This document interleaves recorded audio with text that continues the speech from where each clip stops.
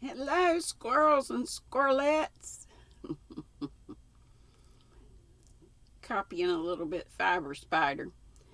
Last chapter, and we will be reading Wuthering Heights next, but I think I'm going to get another book going at the same time. And I'm even thinking something not so heavy. And I know I said no children type books, but Anne of Green Gables is one that used to come up a lot, and I think it's that wholesome type of stuff that a lot of you like. And I know Anne has an extensive vocabulary, so I think we can gear it towards adults, and that'll be okay. So that's what I'm thinking.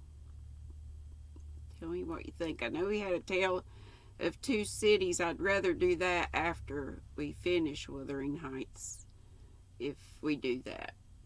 Okay, chapter 61. Happy for all her maternal feelings was the day on which Mrs. Bennet got rid of her two most deserving daughters. With what delighted pride she afterwards visited Mrs. Bingley and talked of Mrs. Darcy may be guessed. I wish I could say for the sake of her family that the accomplishment of her earnest desire in the establishment of so many of her children produced so happy an effect as to make her a sensible, amiable, well-informed woman for the rest of her life. Though perhaps it was lucky for her husband, who might not have relished domestic felicity in so unusual a form, that she still was occasionally nervous and invariably silly. Mr. Bennet missed his second daughter exceedingly. His affection for her drew him oftener from home than anything else could do. He delighted in going to Pemberley, especially when he was least expected. Mr. Bingley and Jane remained at Netherfield only a 12-month, so near a vicinity to her mother, and Meryton relations was not desirable even to his easy temper or her affectionate heart.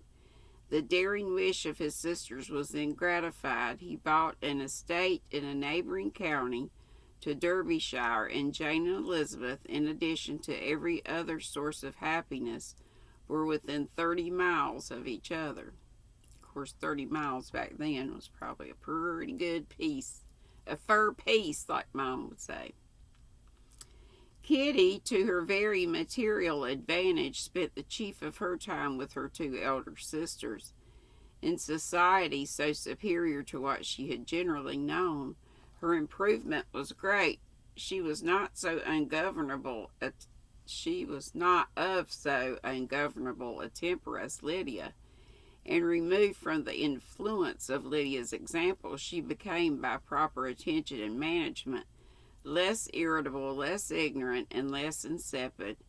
From the further disadvantage of Lydia's society, she was, of course, carefully kept, and though Mrs. Wickham frequently invited her to come and stay with her, with the promise of balls and young men, her father would never consent to her going. Mary was the only daughter who remained at home, and she was necessarily drawn from the pursuit of accomplishments by Mrs. Bennet's being quite unable to sit alone.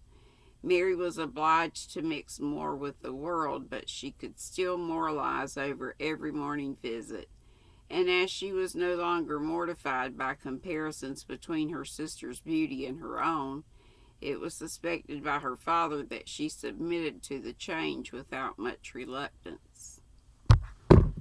Pepsi break. Dry mouth.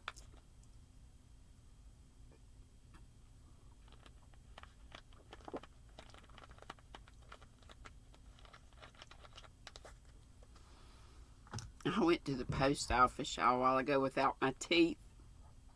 I didn't realize it till I was on my way home, and a little girl was outside riding her scooter. And I wondered why she looked at me so wild when I said hello to her. I was like, hello. Hey, honey, nice day to ride a scooter. Oh, my gosh. let's see, without much reluctance, I think is what I said. As for Wickham and Lydia, their characters suffered no revolution from the marriage of her sisters. He bore with philosophy the conviction that Elizabeth must now become acquainted with whatever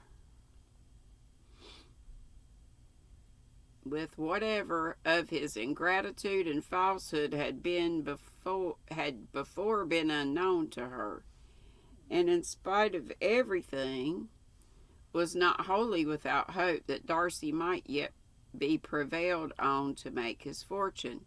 The congratulatory letter which Elizabeth received from Lydia on her marriage explained it to her that, by his wife at least, if not by himself, such a hope was cherished.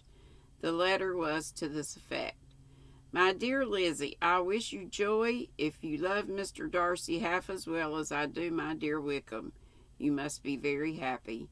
It's a great comfort to have you so rich, and when you have nothing else to do, I hope you will think of us.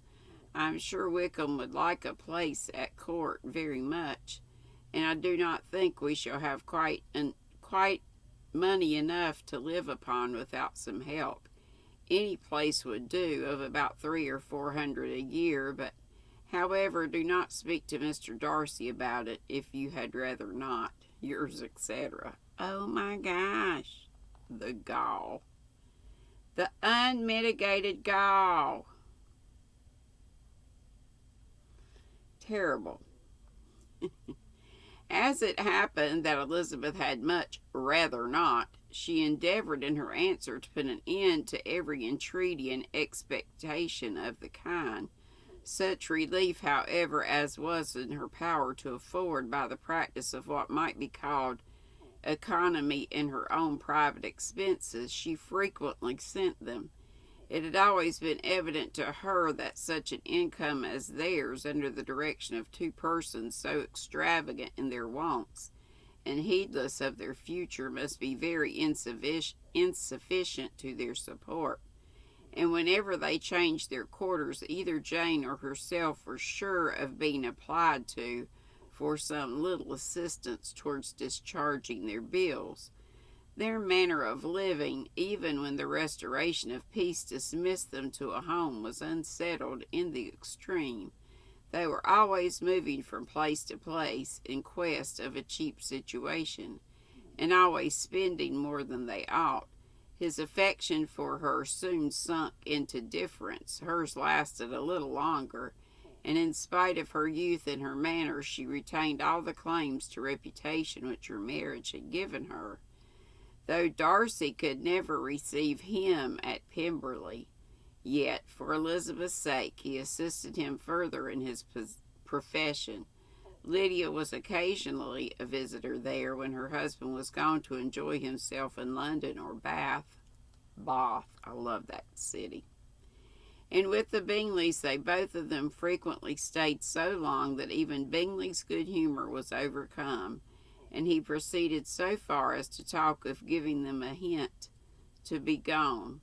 Miss Bingley was deeply mortified by Darcy's marriage, but as she thought it advisable to retain the right of visiting at Pemberley, she dropped all her resentment, was fonder than ever of Georgiana, almost as attentive to Darcy as heretofore, and paid off every arrear of civility to Elizabeth. Pemberley was now Georgiana's home, and the attachment of the sisters was exactly what Darcy had hoped to see. They were able to love each other even as well as they intended. Georgiana had the highest opinion in the world of Elizabeth, though at first she often listened with an astonishment bordering on alarm at the lively sportive manner of talking to her brother. He who had always inspired in herself a respect which almost overcame her affection, she now saw the object of open pleasantry. Her mind received knowledge which had never before fallen in her way. By Elizabeth's instruction, she began to comprehend that a woman may take liberties with her husband, which a brother will not always allow in a sister more than 10 years younger than himself. Lady Catherine was extremely indignant on the marriage of her nephew, and as she gave way to all the genuine frankness of her character in her reply to the letter which announced its arrangement, she sent him language so very abusive, especially of Elizabeth, that for some time all intercourse was at an end. But at length, by Elizabeth's persuasion, he was prevailed on to overlook the offence and seek a reconciliation, and after a little further resistance on the part of his aunt, her resentment gave way either to her affection for him or her curiosity to see how his wife conducted herself, and she condescended to wait on them at Pemberley in spite of that pollution which his woods had received, not merely from the presence of such a mistress, but the visits of her uncle and aunt from the city. With the Gardiners they were always on the most intimate terms. Darcy as well as Elizabeth really loved them, and they were both ever sensible of the warmest gratitude towards the persons who, by bringing her into Derbyshire, had been the means of uniting them. The end. What? About the author, let's read this a little bit. I hope it's a little bit. Jane Austen, born 1775, passed in 1817.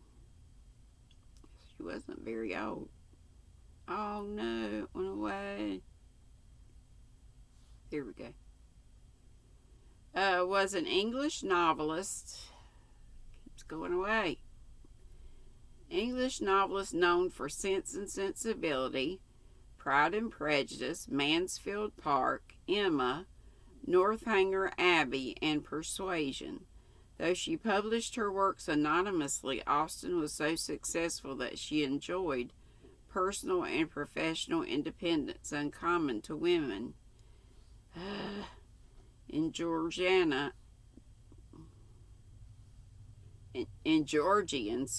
middle-class society. Born into a family of modest means, Austen brought humor, intelligence, and a cynical snap to her heroines and her subject matter, which subverted the expectations of the popular and sentimental romances of her era. Her audacious social commentary and sophisticated realism won Austen approval from upper-class opinion makers as well as readers, but it was Austen's witty and ironic observation of class and gender divisions that were so distinctive and today so influential and universal. With a lasting impact on popular culture, Austen's canon of work still holds a mirror to each new generation of readers. The end. So, tomorrow will be Wuthering Heights, and I'm going to see about possibly Anne of Green Gables. Haven't forgotten, like I said, about Tale of Two Cities, since that came up several times, but since that's some pretty heavy reading too, I would rather do that after Wuthering Heights. Hope that's okay. Not sure about Anne of Green Gables. I'm just thinking. I just want to bring more listeners in. And some people might, I know some folks aren't into so heavy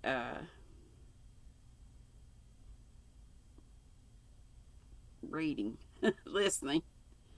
Okay, love to you all. Be sweet, don't be ugly. Live at 5 today. Set an alarm. You know my notifications don't work half the time, or more than half. See you later. Be sweet, don't be ugly. Love you lots. Bye-bye.